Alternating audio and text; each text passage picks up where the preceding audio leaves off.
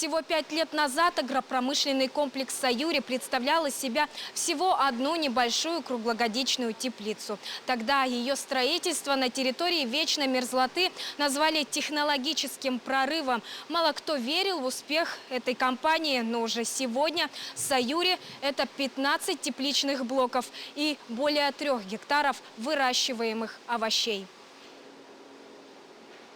Последние 6 блоков открыли совсем недавно. И хоть технология остается прежней, «Саюри» продолжает совершенствоваться. У нас есть небольшое нововведение, так скажем.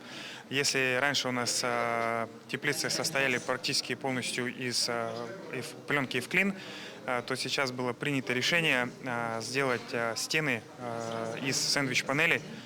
Что касаемо кровли, крыши, то мы приняли решение все-таки оставить пленку «Эвклин», так как у нее очень хорошая светопропускаемость.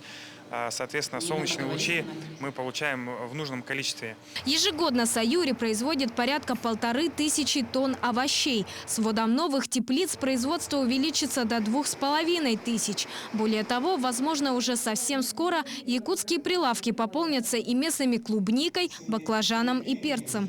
В данный момент у нас выращиваются основные – это огурец, томат и салат с зеленью.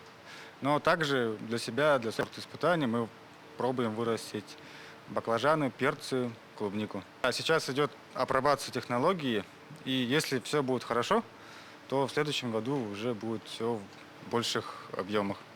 В качестве выращиваемых овощей можно не сомневаться. В производстве совсем не используется чернозем, который рискует заразить растения паразитами и болезнями. Вместо него агрономы применяют кокосовый торф, а по трубкам к овощам регулярно поступают удобрения. Мало кто знает, но на производстве «Саюри» трудятся и совсем уж маленькие работники.